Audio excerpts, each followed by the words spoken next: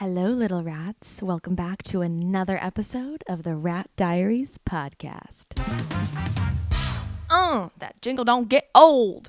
Welcome back, guys. It's another episode of the Rat Diaries podcast. Happy New Year's Eve. This is Rachel Weber, your host. Wow, 2024 is just moments away from wrapping up. And I mean, thank God for that. Thank God.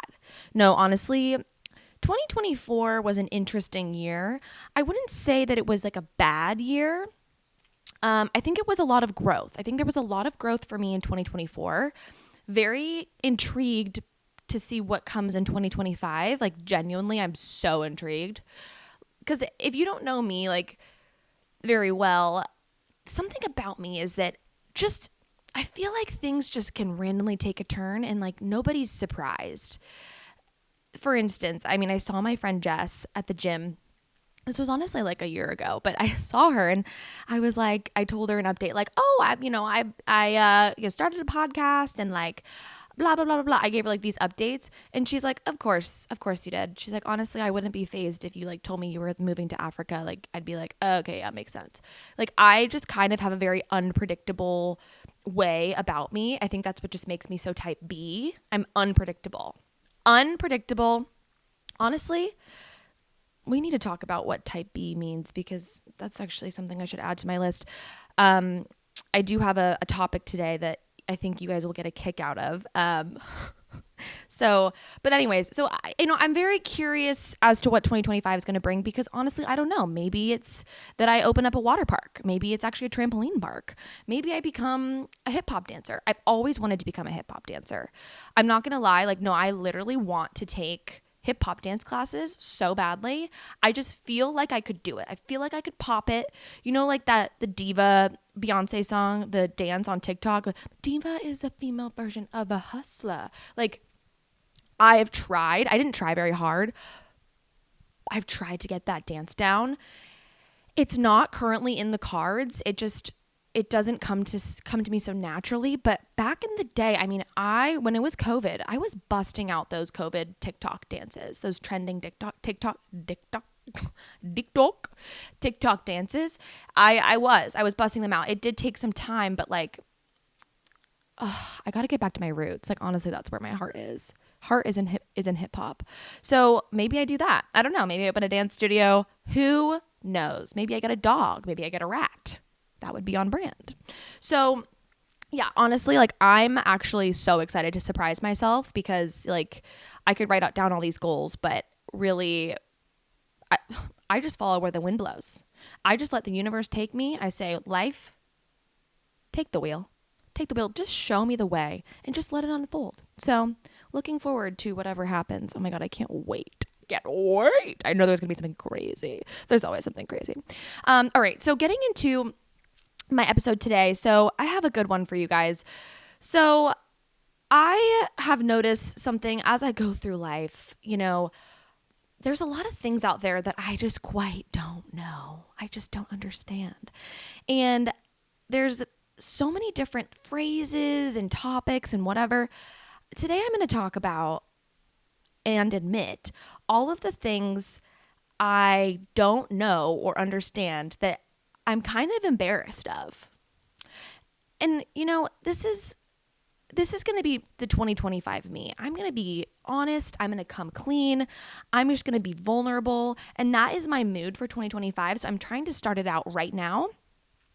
Let's just come clean. Let's be honest. Like, I used to be so intimidated in a conversation when somebody would say like, oh, like, you know, the Palestinians did the blah, blah, blah, right? You remember that? You know, the blah, blah, blah war. And I'm like, yeah, I used to fake it, but now I have no shame. I'm starting to like try to practice this thing where I could just go like, yeah, I have no idea what you're talking about. No idea. Because I used to think it made me look dumb, but honestly, you dig yourself into this hole, this white lie. Like, there's nothing wrong with a little white lie. Like, who doesn't love a white lie? But so then I just start to like pretend that I understand. And then all of a sudden, like, we're now like, you know, joining a support group for this like cause that I claim to know so much about. And then I'm just really deep in the trenches of this lie. So I'm going to start coming clean. And when somebody's talking to me, I'm just going to say, yeah, I don't know. I don't know. What is that? Can you tell me what that is? Sorry, I don't know. So I feel a lot more confident now to do that. And this is where it starts. We're starting right now. I'm going to start admitting the things that I don't know so that maybe you don't feel embarrassed if you don't know them either, or you can just laugh at me because I'm stupid. I'm not stupid. I'm not stupid, you crazy rats. Okay. So jumping right into it. The first thing that I'm embarrassed that I don't really know or understand is the meaning of the phrase hindsight 2020. Okay? Zero idea. Why are we talking about the year 2020? Is this a COVID reference? I feel like this phrase has been around for a while. Like people always go, oh, well, hindsight 2020, blah, blah, blah, blah, blah. Like, is it referencing COVID? Or is it talking about your vision? Like you have 2020 vision? Or like hindsight, okay, we're looking back into the past at 2020 or 2020, dark time, dark year because of COVID, I don't know. So you know what we're going to do? We're going to ask ChatGPT to explain it to me. Okay. What does the phrase hindsight 2020 mean? Okay, ready? It's loading. The phrase hindsight 2020 means that it's easy to see and understand things clearly after they have happened. The term 2020 refers to normal visual clarity or perfect vision. So the saying implies that when looking back in hindsight, people can often see their mistakes or better understand situations with clarity they didn't have at the time. I feel like nobody's using this phrase right. Or maybe they are. Okay, that's interesting. Hindsight 2020. It's like 2020 vision. So like, I'm trying to like use an example. No, that's too much brain power. It's like way too early for that. Okay, no. Wait, interesting. Okay, I'm going to try and use that. Love that. Love that for us. Are we learning? Are we feeling educated? I'm feeling educated. Okay, this is kind of like something I've recently learned. Something, I know I've mentioned this before, I'm terrible with geography. I know nothing. I know where nothing is. Like Nick will pull out a globe and he'll just be like, point to something and he'll be like, what's that country? And I'm like, I have no idea. He'll tell me, where is Asia? And I'm like, I don't know, somewhere across the world. Like he's bamboozled by my lack of geography knowledge. So something I'd like to admit is that I recently learned that South Africa is a country in Africa. I thought it was a continent. So, if you didn't know that, now you do. Now you do. All right. Then that's it. That's all for that one. Okay. Next thing I'm embarrassed to admit that I don't know or understand is what E.G stands for. You know, when you're reading an email and it's like, oh, thanks for following up. We need to talk about the blah, blah, blah, blah, blah, blah, blah. And we need to get this and this and this. And then in parentheses, it's like E.G., rats in a cage. Blah, I don't know. It gives something in parentheses. I don't understand that. What does E.G. stand for and how do we use it? Okay, so let's ask ChatGPT again. What does E.G mean in a sentence, and what does E.G stand for? I'm so Gen Z with my ChatGPT. Oh my God. Okay, this is interesting. So E.G is a Latin abbreviation for exempli gratia. Okay, are people really out here knowing what this means, what this stands for? Which means, for example. Oh, okay. So I think I just always say EX : Is that wrong? It is used in sentences to introduce one or more examples of previously mentioned things. Example, I love tropical fruits, e.g. mangoes, pineapples, and papayas. Here, e.g. exempli gratia introduces a list of examples of tropical fruits. Love that. Thank you, ChatGPT. Okay, I feel more educated. I feel more knowledgeable. I'm going to start using EG in every sentence. You can't catch me using EX : I won't be caught dead with the EX. If you do, get rid of me. If you catch me with that, I'm on a list. Put me on a list. Okay, so love that. Maybe I should start actually in my emails spelling out exempli gratia. Exempli gratia, just like throw everybody for a curve. Or I just start saying that in sentences like, oh yeah, like Oh, you like fruits? I love fruits too. Exempli gratia, mangoes, pineapples, and kiwis. I am so gonna start doing that. I'm gonna do that to Nick and he's gonna be like, what the fuck? Oh my God, I can't wait to confuse him with that one. Okay, we love that. Thank you, ChatGPT. Also, does anybody else's parents call ChatGPT chat? This is something I've noticed that my parents do. They'll be like, oh yeah, I just asked chat. And then Nick's, someone in Nick's family also said that. And they're like, oh yeah, let me just put it in chat. Like, I only call it ChatGPT. I do not abbreviate it to chat. Even when like my dad, I was with him in a meeting and the person that we were in the meeting with was like, oh yeah, so I asked chat. And I'm like, what is with you guys in abbreviating it to chat? It's ChatGPT. It's like that one friend where like you have to call them by their first and last name. Like for instance, Cindy Patton, my friend, my bestie, I'll just be like, Cindy Patton. Like it's always Cindy Patton. But it's like, we don't say chat. We say ChatGPT, like first and last name. That's you. Okay. Love that. Thank you so much. Okay. Next thing. I actually like do not understand how to properly use a semicolon. It doesn't feel organic or natural. I always have to ask chat if I'm using it right. So let's see. How do I properly use a semicolon in a sentence? Okay. We're learning. A semicolon is used to link closely related ideas in a sentence. Okay. To join two independent clauses without a conjunction. Junction, what's your function? Okay. Use a semicolon to connect two related sentences that could stand alone as separate sentences. I have a meeting at 10, semicolon. I'll call you after. See, that is like too try hard. Honestly, fuck semicolons. That is like, so you're like doing the most. We're not writing a full essay here. We aren't writing MLA format content. I don't know why you're using semicolons. If you are using a semicolon in a sentence naturally, I feel like you're a serial killer. Like, we visited Paris, France, semicolon, Rome, Italy, semicolon, and Berlin, Germany. No, boo. That's not human language. Who's out here using a semicolon like for fun? I'm not like writing something like, oh, this is the perfect time to use a semicolon. No, I'm not into that. Okay, cancel. All right, next thing. And I honestly can't confidently use a real colon. I think that's for like a list, but see, a colon, it's just giving like gastroenterology. I just don't like it. So get it out of my brain. All right. This next one that I'm embarrassed to admit that I don't understand is the difference between a minister, a pastor, and a preacher. Are those different religions? Do they have different roles? Does one have more authority over the other? Could you have in one, like in the Catholic Church, could you have a minister, pastor, and a preacher? Are they different people?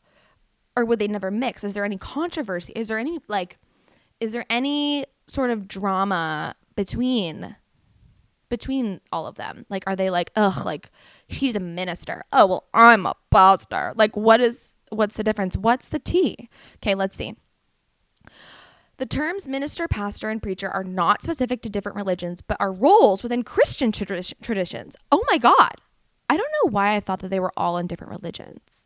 They can overlap, but they are distinct meanings based on their responsibilities and usage. Okay, minister is a general term for someone authorized to lead religious services, provide spiritual guidance, and perform ceremonies like weddings and funerals. Oh, depressing. Usage found in various Christian denominations such as Protestant and a minister might oversee an entire congregation or focus on specific duties like youth ministry. That sounds scandalous. All right, pastor. A specific type of minister. Whoa. We're going to crossover. So minister is like a group terminology. Like, oh, I'm American, but like I'm from Arizona. I don't know. Okay, so a pastor, a type of minister who acts as the leader or shepherd of a congregation, focusing on teaching, counseling, and spiritual care. Culty. Just kidding. A pastor, I'm not trying to offend anyone, by the way. I love all religions. I think that everybody has the freedom to express and believe whatever they want. If it makes you happy, you should do it. So I'm not here to cancel or try. No, I'm not here to get canceled is honestly yeah. All right. Example, a pastor is usually responsible for preaching, guiding church members, and managing church operations. Okay. And then the preacher is someone who delivers sermons or teaches about the Bible. A preacher focuses on spreading the word of God. God Almighty, we gather here today. We gather here today to express that we love you. Okay. I feel like I could be a good preacher. All right. So minister, broader responsibilities, can perform a range of religious duties. Pastor is a minister specifically responsible for shepherding a congregation. Well, when you call a pastor a minister, a type of minister, and the minister has broader responsibilities, but a pastor has specific responsibilities, that's confusing. You guys need to figure it out. You guys need to figure it out. I don't love that for you guys. Whatever. Okay. All right. The next thing I don't understand or really know the difference between is face sunscreen versus body sunscreen. Why the hell are they different? How are they different? Like, okay, let's see. Like, you know, whenever I go to the beach, if I have normal sunscreen for my body, I guess, I just love that on my face. Like, should I be canceled for doing that? Am I going to get cystic acne? Like, what's the tea? Okay, so face sunscreen made for thinner, more sensitive skin on the face. It's often lightweight, comedogenic.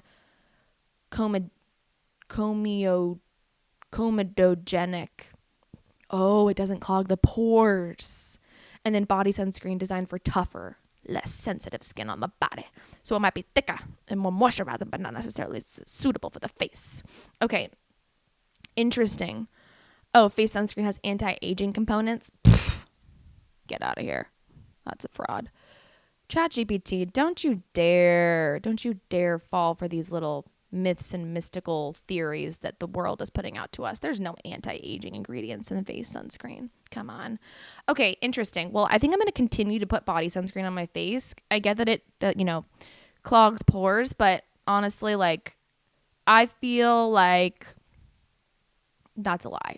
I feel like that's just like that's capitalism right there. They want us to have two different types of sunscreens. Why not just make one sunscreen that you can put everywhere? I guess that's zinc. Yeah, let's just zinc up, baby. Okay, next thing that I don't understand. So we're going to get into the milk category here. What makes heavy cream heavy? Like how is it heavy? How is it heavy? Like, what is that? So, okay, what makes heavy cream heavy? It is high fat content, typically between 36 and 40% milk fat. The higher fat content gives it thick, rich consistency. Okay, so how do they extract fat for non-fat milk then? That's my question. Okay. The fat in milk is removed to create non-fat or skim milk through a process called centrifugation. Here's how it works. Milk separation is placed into a centrifuge. Oh my God, I think I used that in biochemistry. In the machine that spins at high speeds, the spinning creates a force that separates the denser components like fat from the liquid, and then they remove it. You know what I just realized? Okay, so I love that. Thank you so much. We don't ever call fat-free milk, we don't call it skim milk anymore. Huh. Isn't that interesting?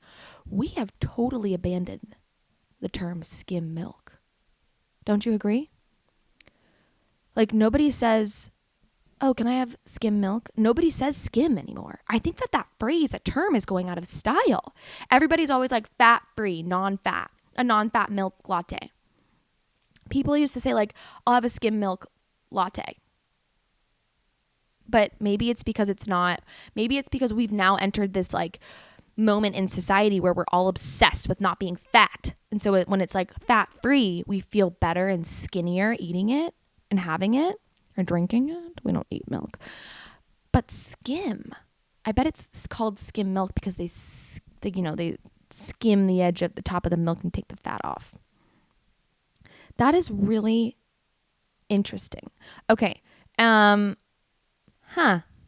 that. I'm learning so many things. Oh, look. Look at this. Okay, they have another little descriptor of the milk. Once the fat is removed, the milk is adjusted to specific fat content levels, e.g. exempli gratioli. Wait, oh fuck, what was it? Exempli gratielli. Wait, let me find it again. Hold on, what was that called? Exempli gratioli? Gratielli? Exempli gratia. Okay, so it says, once the fat is removed, the milk is adjusted to a specific fat content level. Exempli gratielli, 2% for reduced fat milk, 1% for low fat milk, or 0 for non-fat milk. Okay, love that. We are learning so much today. Wow, new year, new us, new knowledge. Okay, next thing.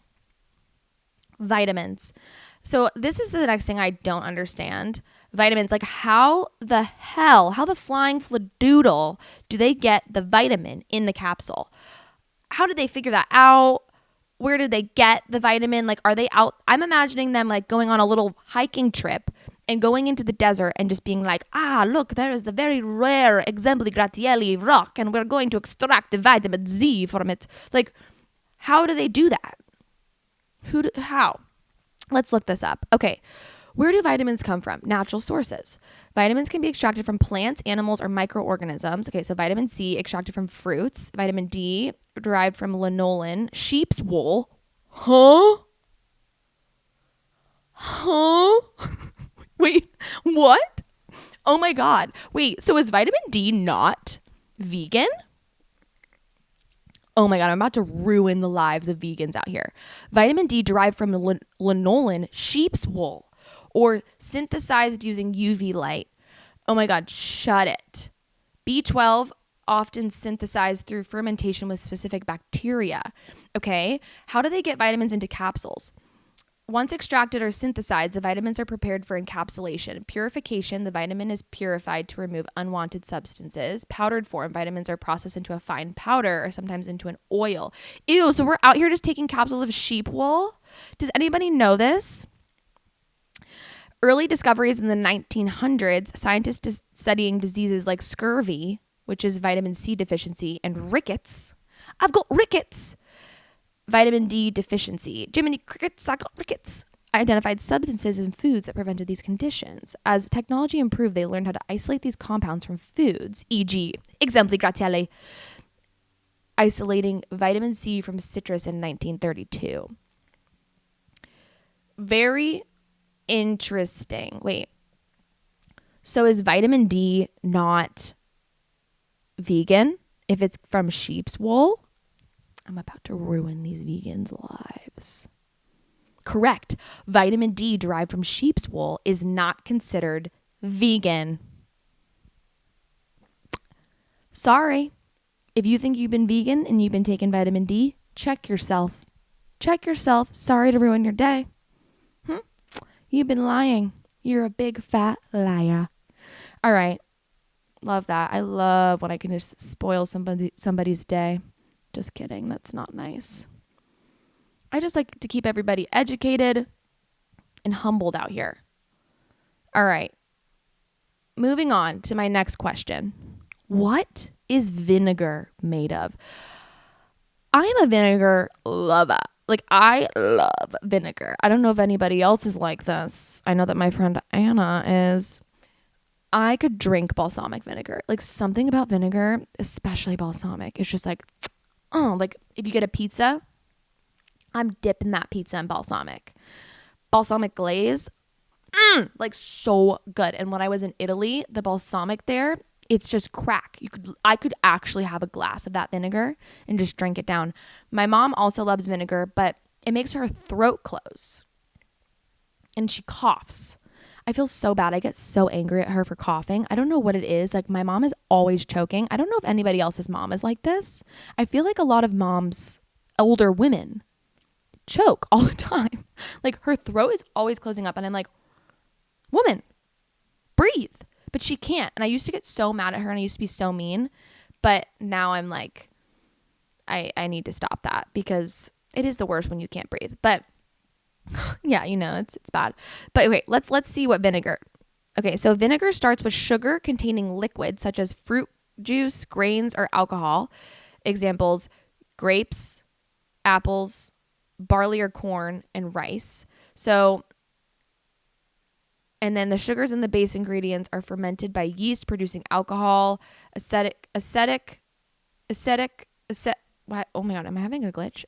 Acidic? No, it says, hello? Hello? Rara, are you home? Acetic acid fermentation. Acetic acid bacteria. Wow, say that 3 times fast. Convert the alcohol into acetic acid. Oh my God, say acetic one more time. And you might think it's acidic. No. It literally says ACETIC. So I'm not stupid. Into the presence of oxygen. Okay, aging and filtering. The vinegar may be aged for flavor development, balsamic vinegar, and then filtered to remove sediment. So balsamic vinegar is made from grape must. Ew. Grape must. So we're out here drinking grape must. Unfermented grape juice. Oh yeah, I like my grapes nice and musty. The mustier the better. All right, that's great. Well, love that. Feeling extra smart right now. Okay. Next thing that I don't understand between the two is the difference between espresso beans and coffee beans. So I'm a coffee lover and I feel like it's a crime that I don't know the difference. Like I run my Nespresso overtime. Like it's probably ready to descale even though I descaled it like a month or 2 ago. Oh, I love coffee. I drink so much coffee. I'm drinking one right now. This is my 3rd cup of coffee. I know. No, my bowels are not okay, but it's just so good. And it just gives me that zing I need in the morning. So, but I also would like you guys to all appreciate the fact that I did just say espresso, not espresso. Okay. My dad says espresso and it makes me mad. It makes me want to just punch the wall. It makes me just want to, like when I hear someone say espresso, I'm like, oh, are you trying to express yourself? It's not espresso, it's espresso. There's no X in there. I don't know why it's so annoying. Like when I go to a coffee bar and I hear someone say, oh, can I do a double shot of espresso? I bet the barista is just like, oh my God, literally punch me in the face right now. Yeah, that makes me so angry. When we were in Italy, my dad would be like, oh, a double. When he doesn't know the language, he just automatically starts speaking in an accent. I'll have a double espresso. And I'm like, okay, well, it's not espresso. And that's not how you say double in Italian. And just stop. So you're going to get us murdered here. They're going to kick us out. They're going to be like, stupid American and go home. So yeah. Okay. Sorry about that. Okay. So the main difference between espresso beans and coffee beans lies not in the beans themselves, but in the roast and brewing process. Oh, tea. So espresso beans are typically just coffee beans that are roasted darker, but this can vary. The term espresso bean refers to the roast level rather than a specific bean type. Bean. I love the word bean. Coffee beans. Coffee beans can refer to any beans used to make beans. Sorry. I just love the word bean. Any beans used to make coffee. And they come in a different variety of roast levels, light, medium, or dark. The beans can be used for any brewing methods such as drip coffee, French press, or pour over. Okay, so espresso beans are roasted darker. Coffee beans are roasted from light to dark. Interesting. Espresso requires a very fine grind because it's brewed under high pressure. And then for coffee beans, you can use medium to coarse grinds to allow for a slower extraction over a longer period. Oh, interesting. Okay. Love that. Wow. We're so knowledgeable. So espresso beans are just like roasted darker and they're a fine grind. A fine grind. Okay. Next thing I'm embarrassed to say that I don't understand is how to use that scale that they have at the doctor's office, and they have it at my gym. How to use that scale with the little shifter thing on the top. Like I literally don't know how to use that. They have one at my gym and I try and use it every day and I'm like, what is this contraption? Like, what is that? Okay, so it's called, let's see. Okay, so I asked ChatGPT, I asked Chat and I said, how to use that scale with the shifter on it? And it goes, it sounds like you're referring to a scale with a shifter. Yeah, no shit. This could be a measuring scale that has a shifter dial for adjusting the weight or quantity of items. These types of scales are commonly used for precision measuring and cooking. No, it's the one for body weight. Ugh, stupid. I hate when ChatGPT doesn't understand me. I'm like, come on, get it together. Okay, so it says, you're referring to the body weight scale with a shifter dial. Yeah. These types of scales, often mechanical, have a sliding shifter or dial to measure weight. Here's how to use it. Okay, so you place the scale on a flat surface, adjust the shifter dial. So most body weight scales have a manual shifter, allows you to adjust the weight measurement. If it's a mechanical scale, the shifter is used to set the scale to the correct weight range. Move the shifter to zero out the scale before use. This is typically step on the scale. Once the shifter is set up, step on the scale with bare feet. That is not helpful. That didn't help me at all. You have to recalibrate it. Too much admin. Don't love that. I don't love that. Okay. Next thing that we need to get into. Yeah, I'm never going to be using one of those shifter scales. Next thing that I don't understand. What does the phrase catch 22 mean? Why is it 22? Why are we catching? What are we catching? Okay, so yeah, I hear people use this all the time and I'm like, does anybody know what that really means? Okay, let's see. Let me guess at what it means. I feel like it means that a contradiction. That's catch 22. Yeah, I don't know. I'm not smart enough for this. Okay, let's just see what chat said. A catch-22 refers to a situation where you can't win because the rules or conditions contradict each other, creating a no-win scenario. It is often used to describe a paradoxical problem where an individual cannot avoid a problem because of the problem's inherent contradictions. The term originated from Joseph Heller's novel Catch-22, which was set during World War II.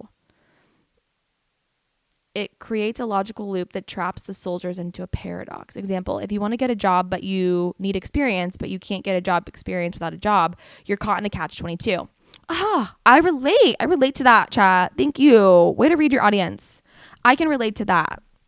Yeah, what a catch-22 that is. That actually was so annoying back in the day when I was applying for my first job. Literally all of the entry-level jobs were like, at least 2 years of experience. And I'm like, I just came out of college. What do you mean 2 years of experience? Like, oh my God, applying for jobs when you're just entering the job market is something I don't wish on my first enemy. It's like on my worst enemy. It is the worst ever. What a catch-22 that is. Ugh. Applying for jobs when you first when you get out of college is such a catch-22 because you're just stuck in a logical loop that traps you in a paradox. Exempli gratieri. I think I'm already saying that wrong. Oh, that's funny. Okay. Wow. I love that. We are learning and growing and we are crushing it. How many minutes have I been recording? 33 minutes, 50 seconds. Wow. I love that. Okay. Well, wait, hold on. What's the next thing that I had on here? Oh, okay. The next thing I don't actually understand, and I think these are fake, but I did just buy them, is blue light glasses. The blue light blocker glasses, I just don't know if they actually work. I've recently been getting these terrible migraines from looking at my screen. Awful, you guys, awful. I started a new job and they sent me these big ass monitors and I have 2 of them and they're great. I think I had the brightness up too high because I did turn on the brightness and I've noticed that it's not bothering me anymore, but I'm not joking. It was diabolical. It was terrible. It was awful. I could not sit at my computer for more than an hour or 2 without getting a terrible migraine. I have turned down the brightness. So if anybody is suffering with that, just turn down your brightness. And I also did get blue light blockers, but I think it was just the brightness of the screens and I was sitting too close to them. So I haven't noticed a huge difference in the blue light blocking glasses, but let's ask chat. I love saying that now. What they think. Do blue light blockers really work and how do they work? Okay, let's say. Okay, it says, yes, blue light blockers can work to reduce the potential negative effects of blue light exposure, though their effectiveness can depend on the circumstances. Okay, blue light blockers typically come in form of glasses or screen filters, all right? We know what blue light is. If you don't, this is what it is. Blue light is a high energy visible HEV light that falls within the 380 to 500 nm range of the light spectrum. So it causes eye strain, disruption of circadian rhythms, which affects your sleep, potential long-term damage to your retinal cells. I feel like we're all going to go blind at this rate. We are. I should have my blue light blockers on right now. All I do is look at a screen on my phone all day long. I work in social media, which I do as a side hustle, and I work in marketing where I'm chained to my desk every day for a company, and I'm looking at a screen probably for 15 hours a day. Genuinely, if you really think about it, 15, easy. So it says that the blue light blockers can help by reducing your eye strain. I don't know if I'm totally sold on it. It does say that they can help, but it doesn't. The best way to do it is taking a break every 20 minutes and looking at something 20 feet away for 20 seconds. I actually heard about this rule. So it's called the 20-20-20 rule. So if you haven't heard of the 20-20-20 rule and you're having like some issues with like getting headaches when you're looking at screens, or like you feel like the blue light is actually bothering you, this actually is a really good rule. So it says every 20 minutes you're supposed to look at something outside or 20 feet away for 20 seconds. And it can really help with your eye strain. I feel like every 20 minutes is like a lot. So I do and try and do this every hour. Like what I'll do is I'll just like, because you've been looking at something up so close and your eyes are focused so closely on this screen for so long that it's good to just like look away from the computer and like refocus your eyes onto something else that's further away, because your eyes start to strain because they've been focusing in on something for so long.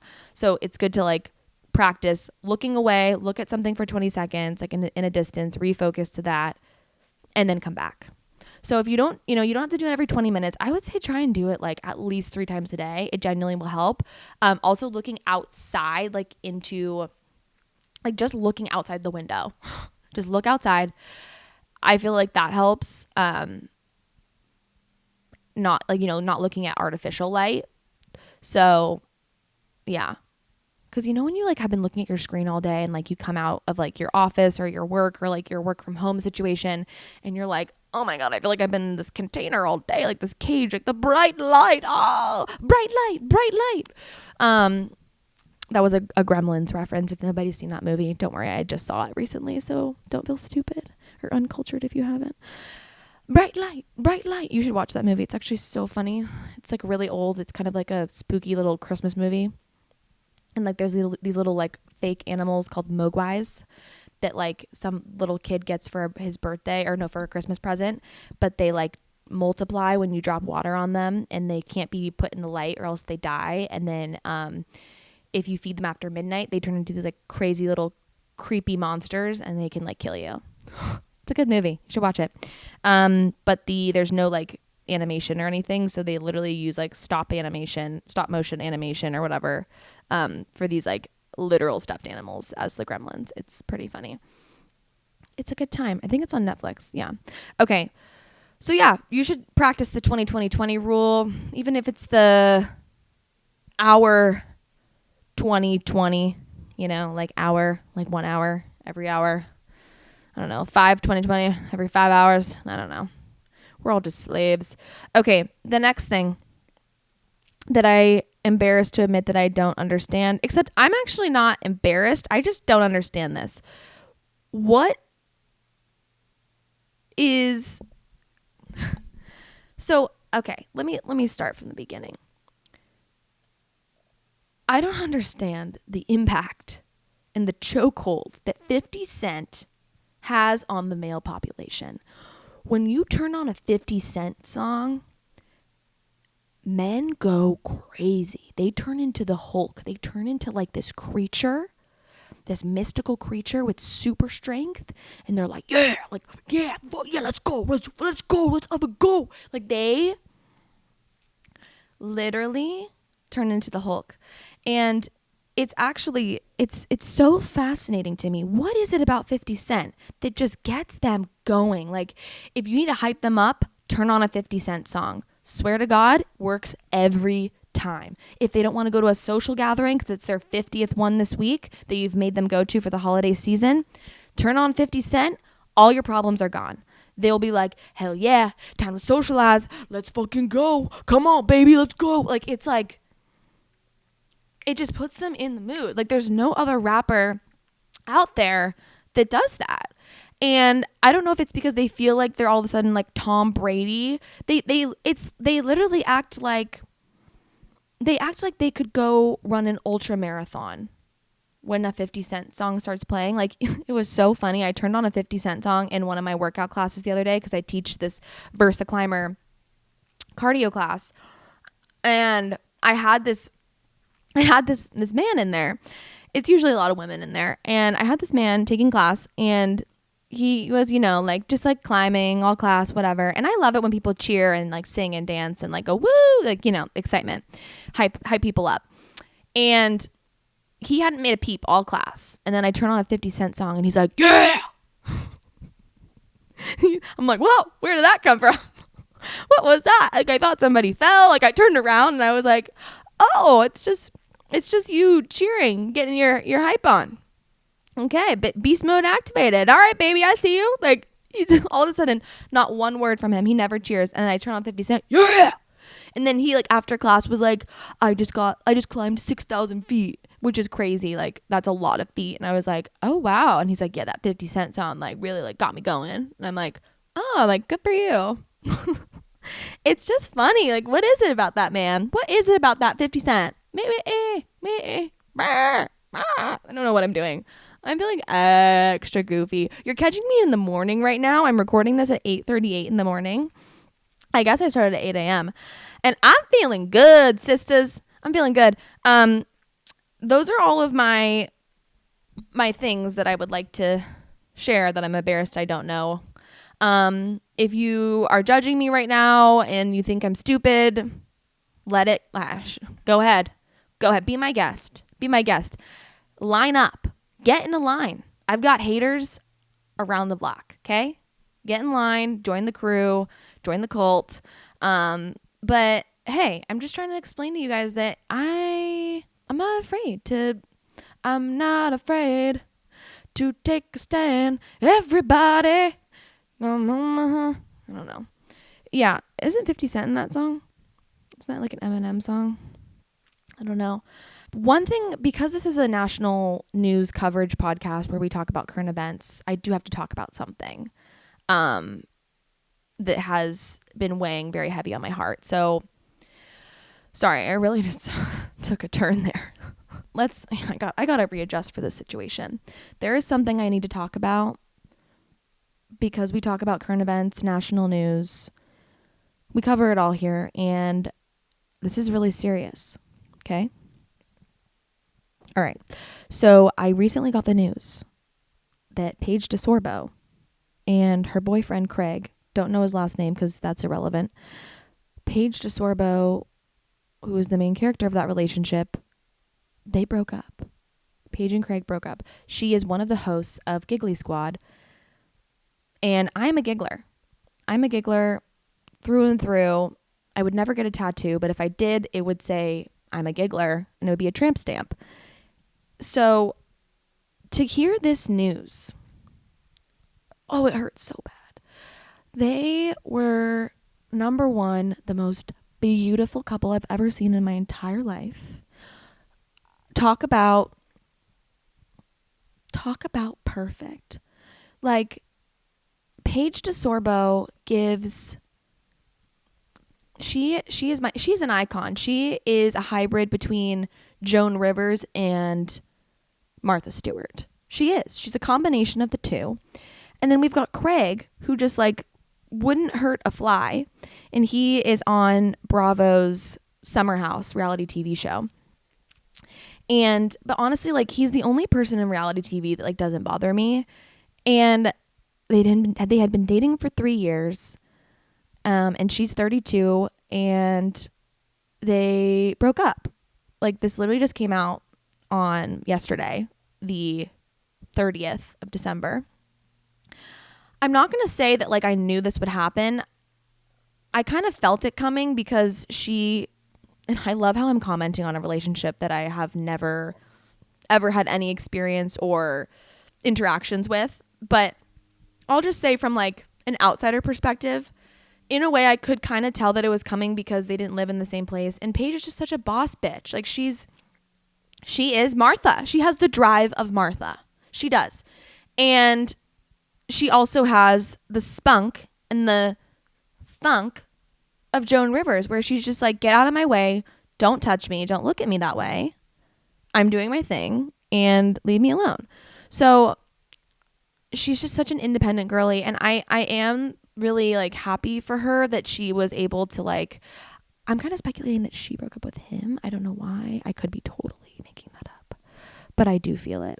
She kind of had she almost insinuated to that into in their podcast episode about it, on Giggle Squad, where she was like, you know, if you're in a situation like me where you feel like you're under this pressure to make a decision and blah, blah, blah, blah. And I was like, okay, yeah, I feel like, I don't know. It also could have been very mutual, because I do know that Craig was ready to get down and dirty and settle and have a baby and get married and whatever. And Paige just isn't like that.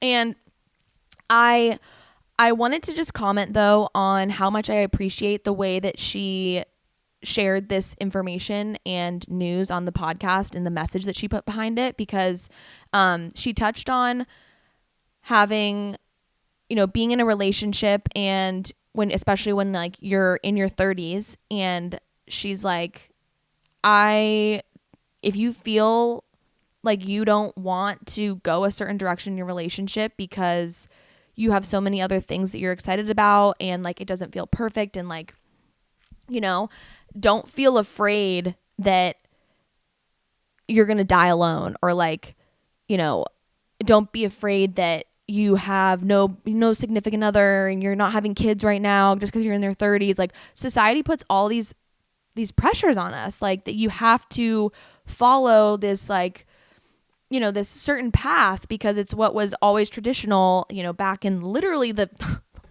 like over 50 years ago. No, I mean, I don't know. I think in 2024, like the millennials and the Gen Zs are reinventing the norms of relationships. Like we are all getting married so much later in life, and I love that for us. I think it's so beautiful because your life, people act like your life is over when you reach the age of 30. And Paige had mentioned this. She's like, I had a really hard time dealing with turning 30. It was just like really hard for me. And, you know, because I felt like I was just getting so old, and like I don't feel old and blah, blah, blah, blah. But I think that also comes with like, it's hard when you do turn 30 because you had all these like expectations for yourself that were kind of pushed on you growing up as a child, and like throughout your childhood of like, oh, when you're 30, you're going to have 3 kids, and you're going to have hundreds of thousands of dollars in your bank account, and you're going to have a house, and you're going to have 4 dogs, and you're also going to have the best husband ever. And you guys are going to be like celebrating your 15th anniversary all when you're 30. Oh, and by the way, you also own a business, and you have 4 cars, and you have no debt. And it's like, there's all this stuff, all this shit that the Illuminati has pushed on us. No, but like there's always all these pressures that we feel like we have to conform to, and as a woman, and I loved the message that she shared, because she was saying like, basically she said, fuck that, I'm not doing that, and I'm not ready for that stage in my life, and I'm actually not afraid to be single right now. And I think obviously you kind of have to fake it until you make it, like, you know, keep telling yourself that, but I loved that message, and it's so true. Like if you don't feel like yourself in a certain, you know, situation, whether that's in a relationship or in a job or whatever, or maybe you don't want to have kids right now, and you are already at that age where people start to think you should be having kids. Like, no, make the decision for yourself. Stop looking at what everybody else is doing. That's why I hate social media. You just feel so pressured by everybody else. I also hate those friends. I mean, I've since gotten rid of these types of friends, but those friends that like also make you feel like, oh, like, well, when are you going to get married? Or like, oh, you're not like super like blah, blah, blah with your, it's like, shut up. Like, leave me alone. I'm going to do what I want to do. And that's that. So I am really sad to hear that Paige and Craig broke up, just because like they were so iconic and I loved them, and like Bravo's like hottest couple, honestly reality TV's hottest couple, like they look like they came out of a J. Crew magazine.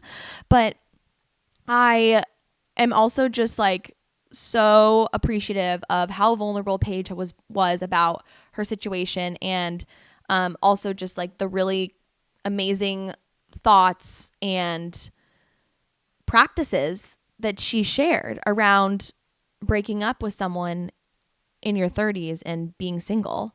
Okay, wow, my podcast recorder little thing just died on me, and so I think that's just kind of a sign from the man up above, from the ministers, the preachers, and the whatevers, to start wrapping this up. And I feel like I was on a tangent there, but okay. So basically, moral of the story is that if you're single right now, or you're recently single and you're in your 30s, or you're in your late 20s, or wherever you are in your life, don't feel so like the world is over.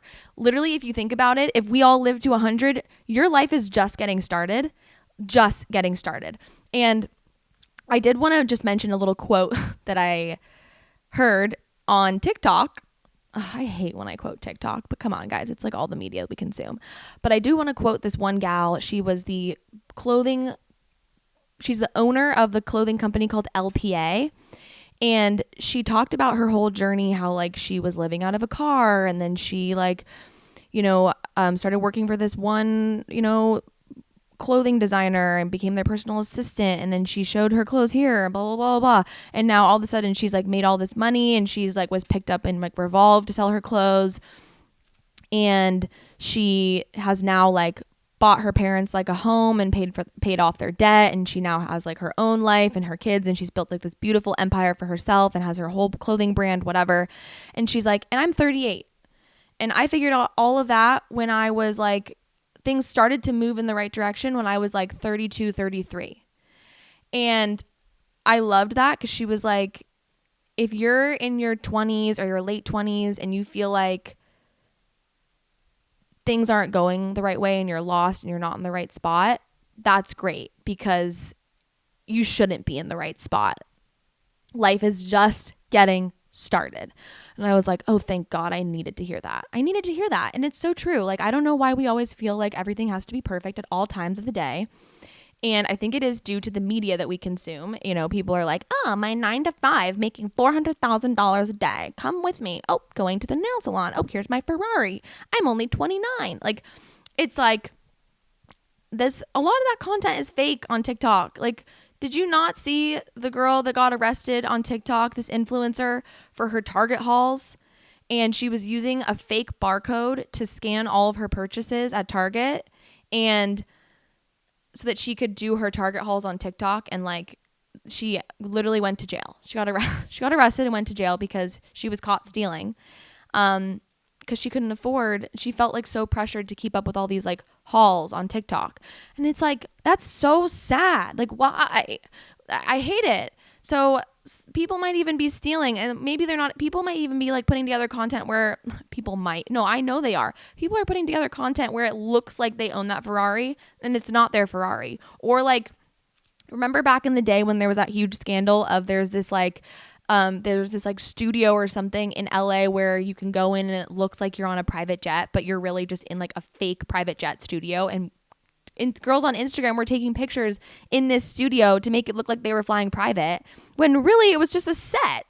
Like, it's just so stupid. It's so dumb. I hate that we do this.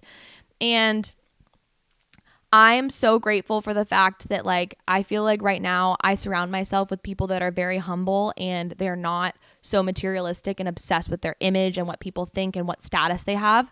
And that's something that I want to continue to maintain into 2025, and just honestly for the rest of my life, because those types of people, they impact me very negatively, and I hate thinking like that. And I feel like right now I have a very great outlook on life and where I am, and I really respect the status and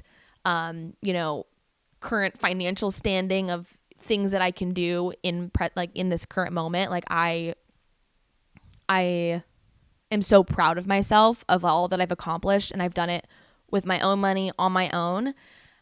And I want to keep it that way. I don't want to ever feel like I'm not enough. And so, I've had a few friendship breakups where that was genuinely the reason behind some of them was you're too obsessed with your image and you're too materialistic and you're too like obsessed with your status. Like chill the fuck out. Like why do you feel better having that Chanel bag?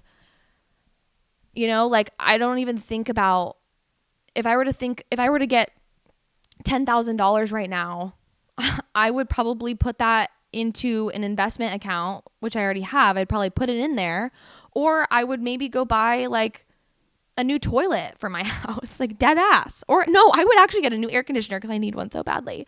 But then I was surrounding myself, several years back, I had people in my life that if they got that $10,000, they'd go out and buy a new Chanel bag. I don't align. Yeah. So, this isn't a New Year's resolution podcast episode, but in going into 2025, of course, saving money is always a priority for me, but I really do want to be more intentional about the things that I spend my money on and prioritize experiences and time with friends and only really meaningful things, getting away from spending money on just shit that I don't need.